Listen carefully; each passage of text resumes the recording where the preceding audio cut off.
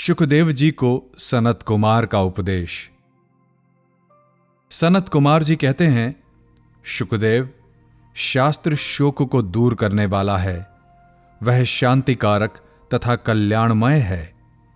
अपने शोक का नाश करने के लिए शास्त्र का श्रवण करने से उत्तम बुद्धि प्राप्त होती है। शोक के हजारों और भय के सैकड़ों स्थान हैं। वे प्रतिदिन मूढ़ मनुष्य पर ही अपना प्रभाव डालते हैं। विद्वान पुरुष पर उनका जोर नहीं चलता। अल्प बुद्धि वाले मनुष्य ही अप्रिय वस्तु के संयोग और प्रिय वस्तु के वियोग से मन ही मन दुखी होते हैं। जो वस्तु भूतकाल के गर्भ में छिप गई, नष्ट हो गई, उसके गुणों का स्मरण नहीं करना चाहिए, क्योंकि जो आदर पूर्वक उसके गुणों का चिंतन करता है वह उसकी आसक्ति के बंधन से मुक्त नहीं हो पाता। जहां चित्त की आसक्ति बढ़ने लगे वहीं दोष दृष्टि करनी चाहिए और उसे अनिष्ट को बढ़ाने वाला समझना चाहिए। ऐसा करने पर उससे शीघ्र ही वैराग्य हो जाता है।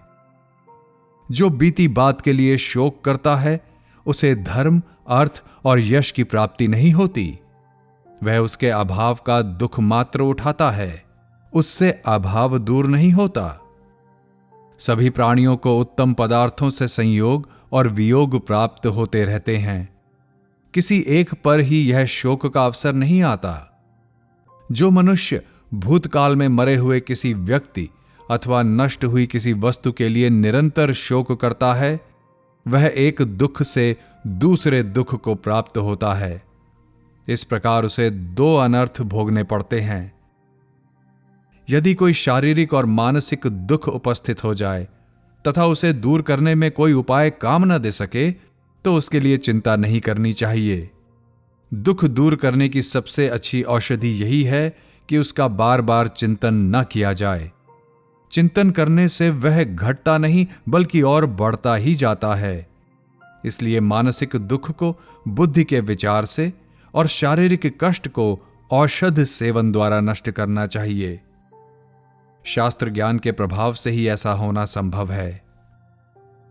दुख पड़ने पर बालकों की तरह रोना उचित नहीं है।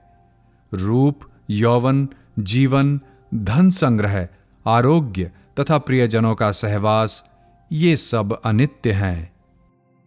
विद्वान पुरुष को इनमें आसक्त नहीं होना चाहिए। आए हुए संकट के लिए शोक करना उचित नहीं है। यदि उस संकट को टालने का कोई उपाय दिखलाई दे तो शोक छोड़कर उसे ही करना चाहिए।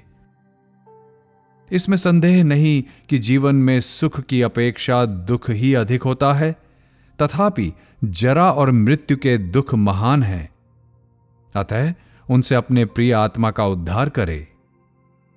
शारीरिक और मानसिक रोग सुदृढ़ धनुष धारण करने वाले वीर पुरुष के छोड़े हुए तीखी धार वाले बाणों की तरह शरीर को पीड़ित करते हैं।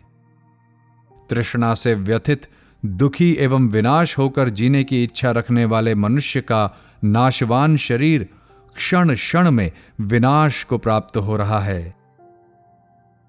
जैसे नदियों का प्रवाह आगे की ओर ही बढ़ता जाता है, पीछे की ओर नहीं लौटता, उसी प्रकार रात और दिन भी मनुष्यों की आयु का अपहरण करते हुए एक एक करके बीतते चले जा रहे हैं। यदि जीव के किए हुए कर्मों का फल पराधीन न होता तो वह जो चाहता उसकी वही कामना पूरी हो जाती। बड़े बड़े संयमी, चतुर और बुद्धिमान मनुष्य भी अपने कर्मों के फलों से वांछित होते देखे जाते हैं, तथा गुणहीन, मूढ़ और नीच पुरुष भी किसी के आशीर्वाद बिना ही समस्त कामनाओं से संपन्न दिखाई देते हैं।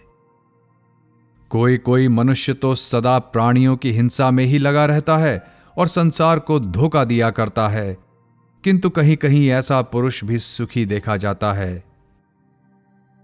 कितने भी ऐसे हैं जो कोई काम न करके चुपचाप बैठे रहते हैं, फिर भी उनके पास लक्ष्मी स्वयं पहुंच जाती है, और कुछ लोग बहुत से कार्य करते हैं फिर भी मनचाही वस्तु नहीं पाते। इसमें पुरुष का प्रारब्ध ही प्रधान है।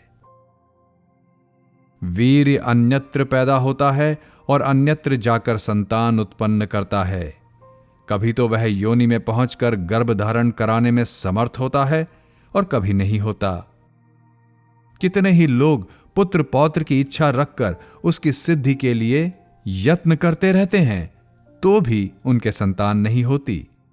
और कितने ही मनुष्य संतान को क्रोध में भरा हुआ सांप समझकर सदा उससे डरते रहते हैं, तो भी उनके यहां दीर्घजीवी पुत्र उत्पन्न हो जाता है, मानो वह स्वयं किसी प्रकार परलोक से आकर प्रकट हो गया हो।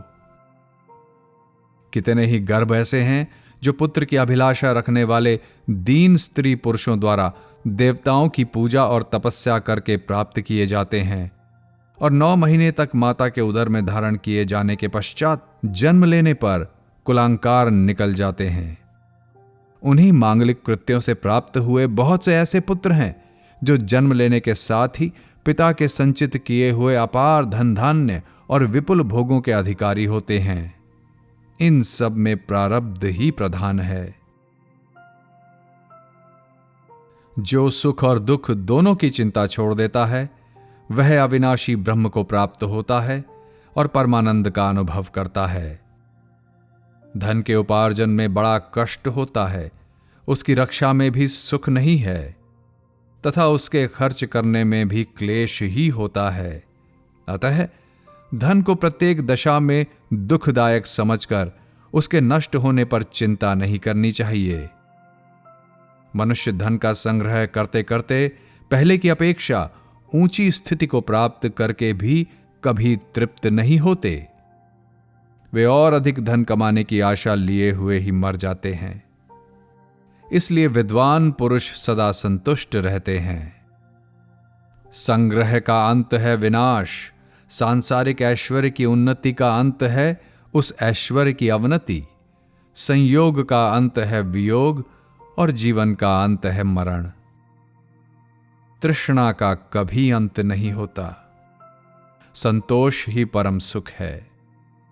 आयु निरंतर बीतती जा रही है, वह पल भर भी विश्राम नहीं लेती। अब अपना शरीर ही अनित्य है, तब इस संसार की दूसरी किस वस्तु को नित्य समझा जाए। जो मनुष्य सब प्राणियों के भीतर मन से परे परमात्मा की स्थिति जानकर उन्हीं का चिंतन करते हैं, वे संसार यात्रा समाप्त होने पर परम पद का साक्षात्कार करते हुए शोक के परे हो जाते हैं। जैसे वन में नई नई घास की खोज में विचरते हुए अतृप्त पशु को सहसा व्याघ्र आकर दबोच लेता है, उसी प्रकार भोगों की खोज में लगे हुए अतृप्त मनुष्य को मृत्यु उठा ले जाती है। इसलिए इस दुख से छुटकारा पाने का उपाय अवश्य सोचना चाहिए। जो शोक छोड़कर साधन आरंभ करता है और किसी व्यसन में आसक्त नहीं होता, उसकी मुक्ति हो जाती है। धनी हो या निर्धन, सबको उपभोग काल में ही शब्द, स्पर्श, रूप, रस और उत्तम गंध आदि विषयों में किंचित सुख का अनुभव होता है। उपयोग के पश्चात उनमें कुछ नहीं रहता। प्राणियों को एक दूसरे से संयोग होने के पहले कोई दुख नहीं होता। जब संयोग के पश्चात प्रिय का वियोग होता है, तभी सबको दुख हुआ करता है। अतः विवेकी पुरुष को अपने स्वरूप में स्थित होकर कभी भी शोक नहीं करना चाहिए। धैर्य के द्वारा शिशन और उदर की, नेत्र के द्वारा हाथ और पैर की, मन के द्वारा आंख और कान की, तथा सद्विद्या के द्वारा मन और वाणी की रक्षा करनी चाहिए। पूजनीय तथा अन्य मनुष्यों में आसक्ति हटाकर जो शांत भाव से विचरण करता है, वही सुखी है, वही विद्वान है। जो अध्यात्म विद्या में अनुरक्त, निष्काम तथा भोग आसक्ति से दूर है और सदा अकेला ही विचरता रहता है, वह सुखी होता है। जब मनुष्य सुख को दुख और दुख को सुख समझने लगता है, उस अवस्था में बुद्धि, सुनीति और पुरुषार्थ भी उसकी रक्षा नहीं कर पाते। अतः मनुष्य को ज्ञान प्राप्ति के लिए स्वभावतः यत्न करना चाहिए, क्योंकि यत्न करने वाला पुरुष कभी दुख में नहीं पड़ता। शुकदेव जी से ऐसा कहकर उनकी अनुमति ले महामुनि सनत कुमार जी उनसे सादर पूजित हो वहां से चले गए। योगियों में श्रेष्ठ शुकदेव जी भी अपनी स्वरूप स्थिति को भली भांति जानकर ब्रह्मपद का अनुसंधान करने के लिए उत्सुक हो पिता के पास चले गए। पिता व्यास जी से मिलकर महामुनि शुक ने उन्हें प्रणाम किया और उनकी परिक्रमा करके वे कैलाश पर्वत पर चले गए।